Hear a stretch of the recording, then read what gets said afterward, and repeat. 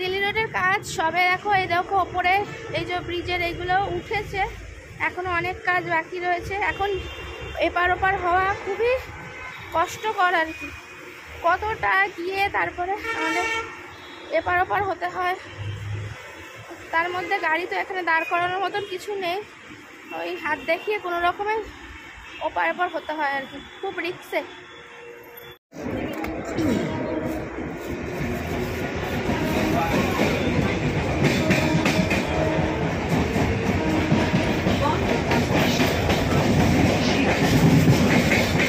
এখন সত্যি কথা বলতে সন্ধেবেলায় আর রাস্তায় বেরোনোর মতন নয়। দেখো ট্রেন একদম ফাঁকা, কয়েকজন হাতে গোনা লোক। আর এদিকে এই কাকিমাটা তো ঘুমিয়ে কাত হয়ে যাচ্ছে, তার মধ্যে হাতের ব্যাগটাও ধপাস করে পড়ে গেল। আর এই দাদাটা সামনে বসে আছে, তো ফোন দেখাতেই এত মত্ত যে কি বলবো। যাই হোক, যে যার কাজে ব্যস্ত, কিন্তু মনের ভেতর একটা ভয় থেকেই যায় এত ফাঁকা ট্রেন হলে।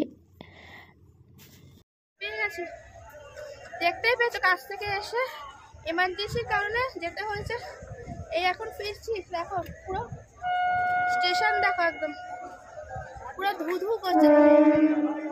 এইটা নিয়ে আসলাম, এই ট্রেনটা বেরিয়ে যাচ্ছে। দরকারে মানে খুব বিপদে না পড়লে তো মানুষ যায় না, দরকারে পড়ে বেরিয়েছিলাম, অনেকটা রাত হয়ে গেছে। আর দেখতে থাকো, আর কি ভিডিও দেবো জানি না। ওই ওপর থেকে দেখতে বেশ ভালো লাগছে, ট্রেনটা চলে যাচ্ছে আমাদের স্টেশন ছেড়ে।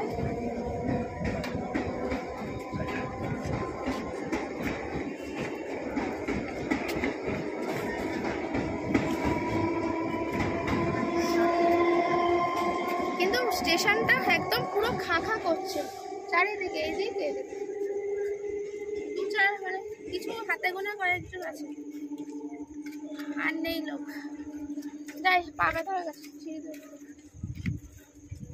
অনেক দিন পর স্টেশনে পা দিলাম, আর আজকে স্টেশনটাই ওপর দিয়ে, মানে ব্রিজের ওপর দিয়ে দেখতে বেশ ভালো লাগছিল। দেখো পুরো আলোয় আলোকিত, আর বাইরের ওপরটা দেখো আকাশটা অন্ধকার।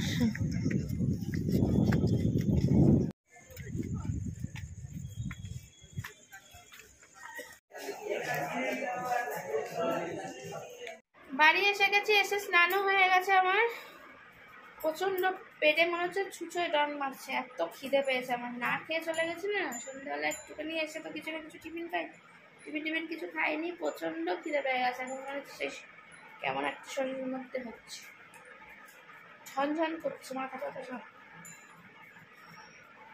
এত জার্নিং পোষায়? আর একটু খেয়ে নি, মা অলরেডি খাবার করে রেখে দিচ্ছে। কি খাবার করেছে দেখিয়ে দিচ্ছি। রুটি, আর এখানে করেছে হলো কুমড়ো আলু দিয়ে, কুমড়ো আলু তোমার দিয়ে, তোমার এই যে ছোলা দিয়ে তরকারি, এই যে এখানে রুটি। আর এই দেখো সাথে কি আছে বলো তো, এটা কি? বেগুন পোড়া, টমেটো বেগুন পুড়িয়েছে, ধনেপাতা পেঁয়াজ সব দিয়ে মেখেছে, ওই যে তোমার বড়ি ছড়ি দিয়ে। দারুণ না? ওহো, এবার খেয়ে নি। অনেকেরই এটা ফেভারিট বলো, এই বেগুন পোড়াটা। আমাদের বাড়িও আমার মায়ের খুব পছন্দ, আমার মা বেগুন পোড়া খেতে খুব ভালোবাসে। মাঝে মাঝেই করতে চায় কিন্তু করতে পারে না, মায়ের আবার দিনক্ষণ আছে বাবা, মঙ্গলবার শনিবার ছাড়া করবে না।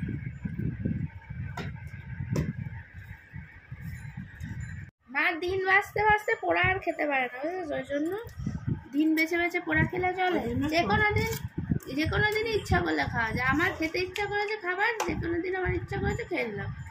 এই দিন খাবো না, ওই দিন খাবো না, সেই দিন খাবো না, ওগুলো করতে করতে আর খেতে হবে না। শরীর আর একদমই চলছে না। মা এখন গেছে বাসন মাজতে, প্রচণ্ড ঘুম পাচ্ছে আর কি, আজকে পরিশ্রমটা বেশি হয়ে গেছে, এবার প্রচণ্ড ঘুম পাচ্ছে।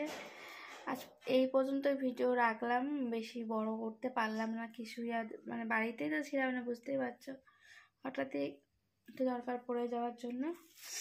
আর রাস্তায় আসার সময়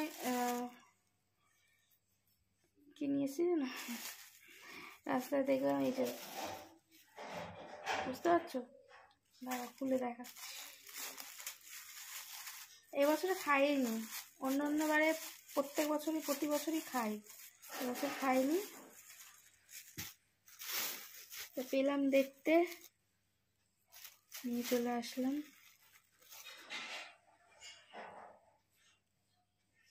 চিনতে পারছো?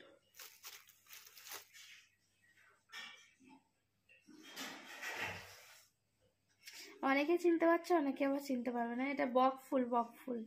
দেখো বকের ঠোঁট যেরকম সেরকম দেখতে, যেহেতু তাই জন্য এটাকে বক ফুল বলা হয়। আর সাদা যেহেতু, এটা খাওয়ার এটারও অনেক গুণাগুণ আছে। সব কিছুই আমাদের চারপাশে যা যা জিনিস পাওয়া যায় সব কিছুরই একটা কিছু না কিছু উপকার আমাদের শরীরে আছেই। তার জন্যই আমরা এইসব জিনিসগুলো খেয়ে থাকি বছরে একদিন দুদিন হলেও আর কি। তাই নিয়ে আসলাম। ভালো আছে গো। যাই হোক, কালকে হয়তো মা করবে। বেশি ফুল বেশি দিন রেখে তো খাওয়া যায় না। আজকে নিয়ে এসেছি রাত্রিরে, কালকে সকালে করলে ঠিক আছে। তাই এই ছিল। গুড নাইট সবাইকে। ভালো থেকো, সুস্থ থেকো, সাবধানে থেকো। আমার জীবনে তো এরকম চলতেই আছে, মানে শুধু কাজ নয়, দেখছোই বাইরের কাজ থেকে শুরু করে সব কিছুই এক হাতেই সামলাতে হয়। তাই জন্যই তো মানুষ আমার উপর এত ক্ষেপে যায়, এত হিংসা করে, যে এই একটা মেয়ে যে এভাবে নিজের পরিবারকে চালিয়ে নিচ্ছে। এটা বোঝে না তার মধ্যে কতটা কষ্ট, কতটা স্ট্রাগল আমাকে করতে হয়। আমার মতো করে দেখো, কত মজা আছে জীবনে, বুঝে নেবে। নিজের পরিবারকে ভালো রাখতে গেলে একটু কষ্ট করতে হয়। তোমরা যদি সেই কষ্টটা করতে পারো, তাহলে আর আমাকে দেখে তোমাদের আর হিংসা করতে ইচ্ছা করতো না গো। তখন মনে হতো সত্যি এই মেয়েটা কতটা করে নিজের পরিবারের জন্য, নিজের জন্য, মানুষকে ভালো রাখার জন্য। বুঝবে না বলে কাউকে বোঝানোও যাবে না, আর তোমরা বুঝবেও না। তোমরা দেখবে, জানবে, শুনবে সব কিছু, বুঝেও যদি কেউ না বোঝার ভান করে, তাহলে কি তাকে বোঝানো যায়? তা তোমাদেরও অবস্থা তাই। তোমরা সবই দেখতে পাও, আমার স্ট্রাগল, আমার কষ্ট, আমার, কিন্তু তারপরও তোমরা সেটাকে ইগনোর করে তোমরা ভাবো না না এই মেয়েটা যে কষ্ট করে সেটা না বলে, এই মেয়েটা কেন এরকম, কেন সেরকম, কিভাবে করছে, কেন করছে, কেনই বা করবে, এর জীবনে ভালো কেনই বা হবে, তাই না? বুঝি, সবই বুঝি গো, সবই বুঝি, এত তো আর মূর্খ নই। যাই হোক, অক্ষর জ্ঞানটুকু তো আছে, অতি শিক্ষিতও হয়তো নই, কিন্তু মানুষের মনোভাব বোঝার মতন ক্ষমতা হয়েছে।